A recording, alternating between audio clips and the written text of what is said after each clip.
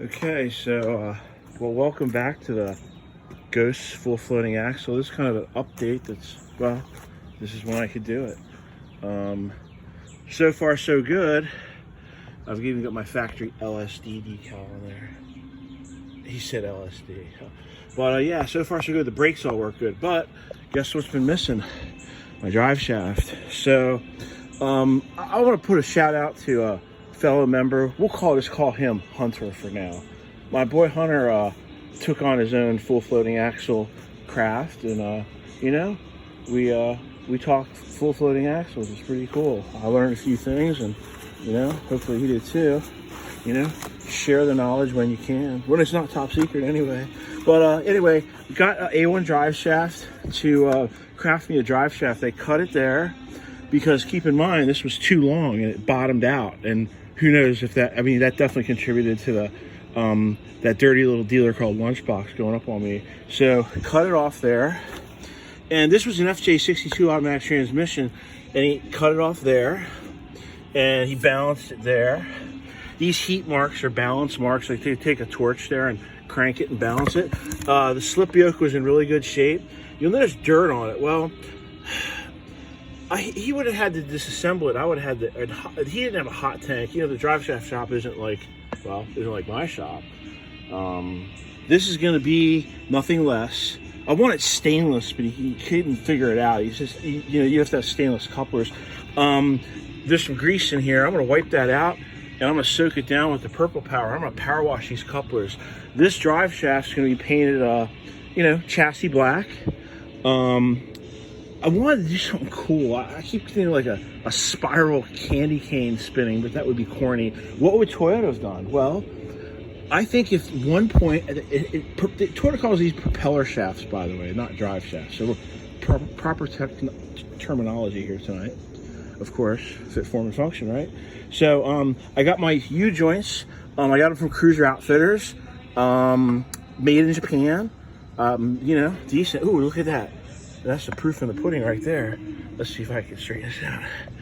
That little like tic-tac-toe thing, that's almost like the Suminoto electrical connector thing, but that's definitely Japanese hieroglyphics. And they're on each bearing cap, so. Oh yeah, they feel good. They got the Zerk fitting in the right spot, but I'm gonna wipe that grease out now. He pumped them. I guess it's his job to pump them, but he pumped them with that black grease, like I can't pronounce it. The stuff that goes in the burr field, inside the CV axle. What came out of it? Like, I guess you pump it until it comes out. But take a look. Maybe this one's a little better. Take a look at what comes out. He must like burp it and get the air out.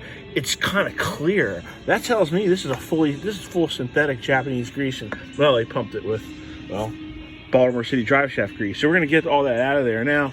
I'm gonna take the purple power. I'm gonna power wash it with the electric power washer, and I'm thinking I gotta do it. I'm not gonna put this together and not have it be perfect. It's icing on the cake. I got new hardware, the bling factor's here, but also something nice. I'm gonna wipe it out with I got my driveway diapers, by the way, see? And I'm gonna wipe it out here and power wash it. Now, what's gonna prevent the water from entering the U-joint? See, they have a seal here. I'm gonna go easy on it, just try not to hit that area, but at the end of the day, it might have some water that pressure washes injection into there. I'm gonna have to get it installed, drive it around. Hopefully any water will whip out, but it's like power washing your engine. You could power wash your engine, but you just gotta use common sense. Don't be aiming the M60 machine gun right at the distributor and cover it with a bag. So, I'll after it's all said and done, I'll pump a bunch of grease in it and make sure no water droplets come out. But these things are designed to be underwater. Universal joints new like this, Toyota, they're submersible. Think about it. Water doesn't seep in, but pressure washer's different. This was a factory. I got this from Dallas Todd on the classifieds, and very happy with the drive shaft shop.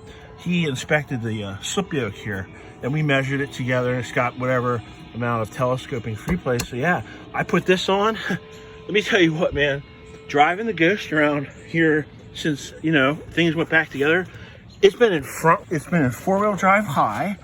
with the hubs turned for a long time. And when you let go of the clutch in traffic, it'll like not dump it, but it sort of does. It spins one of the wheels and it'll lurch sideways. It's kind of like, it's almost like driving it without power steering, sort of. So I'm looking forward to bolting this on. I think we'll bolt it on tonight because I want my paint to cure. I'm gonna do like 3 good coats.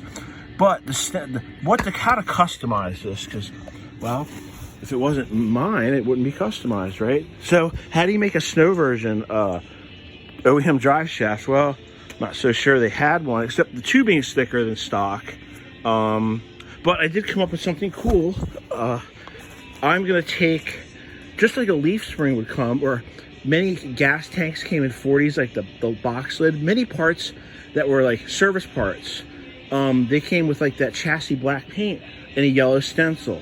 So I'm indeed gonna, probably, I don't know how big I'm gonna go, but I'm gonna make a stencil, the propeller shaft number, 37110 or 37120. Wait, I should know that. Anyway, 37120 dash whatever it is, and I'm gonna put it on straight, and then, you know, if it spins yellow, it'll, you know, be like kind of a big thing. But you know, that's what Toyota would have did. How would they have labeled the drive shafts at the factory?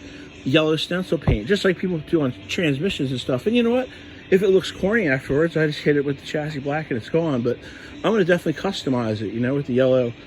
You know, pay homage to Cruiser Matt and a couple folks that helped me with this. And you know, I definitely have gained some insight from my my number one, I think the number one full floating axle restore, rebuild, and whatnot. Yeah, Hunter, this goes to you, man. We're gonna yellow stencil it. But I wanted to touch on one fact. I really liked how these turned out. At first I wasn't too sure. Kurt from Cruiser Outfitters, I talked to him and he said, well, your threads are gonna stick out. The other studs would have been actually flush. But then I thought about it and I'm like, well, okay, so they would have been flush, but I didn't know that at the time. I mean, I was counting millimeters. I sort of like it, you know? It's kind of like, well, I don't know. It's kind of like rugged, and the silver zinc nuts, the silver zinc studs match the chrome lug nuts, so it's black on chrome. A little scratch here from putting on the wheel. I gotta touch this up and put a little bit more clear on it, but I kind of like it, man. It definitely gives it, like, you know, a bit of a non-USA furlough. No one's gonna come near that thing. That says full floating axle. Someone said, well, where are your center caps? I was like, what? So yeah, I gotta do a cosmetic touch up there. But the brakes, man, with the new master cylinder from Cruiser Outfitters, the one with the reservoir plug, I did use FIPG on here, right here. Yeah, I definitely did. So, and yeah, no grease whipping around. The brakes are so solid on the Ghost now. I mean, I did have to do one emergency stop coming back from the post office, and I jammed on them, and the whole nose of the truck dove down, and only at the last like 2 feet did the rear wheels lock up. And that tells me that, you know, something's right. It feels like I have to adjust them again, and that would kind of make sense because the braking period's over. But let's get the washing. I'll do another tech video when I turn it on, because I'm going to soak it and get the washer out. But yeah, and I could put a coat of paint on this tonight because I'm gonna air dry it. I'm gonna get some compressed air and air dry it, you know. What to do about the telescoping feature, I'm not so sure yet, because wouldn't we think, you know, do I want to pull it out? I don't want to pull it out. That's terrible. Yeah, I guess so, but you know, yeah, I want to get the dirt off of this. I mean, the drive shaft shop, he asked me, you want me to put a coat of a paint on? I'm like, well, he goes, he's got industrial enamel on a bucket with a 4-inch brush, you know. They build dump truck drive shafts, but you know, drive shaft shop's not a fish shop. I am going to pull it out. I'm going to wipe it. Now, the only part that I didn't think about was inside here, where the telescoping joint goes, there's a felt seal. Oh, fudge. Well, maybe there's not. No, there has to be a felt seal. The old ones did. Man, if I spaced on the felt seal, I'm going to check the microfiche, though. Yeah, and I don't want to pull it out because I don't know that he put indexing marks in here. I mean, he definitely got the look, see the cap and then the other cap's up top. So he did that right. Once I clean this off, I'm gonna apply, just like the FSM, I'm gonna apply a set of match marks. Like I'm gonna get a prick punch and put like 2 and 2. So, you know, probably put them in line with this, like the 2 spot welds on that weight. So when you push it together, you know where it goes.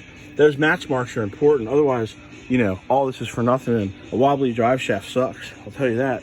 But here we go. I'm stoked, man. This is my first hobby time since freaking the Easter bunny of whatever came. Ugh. People ain't parts. All right, here we go.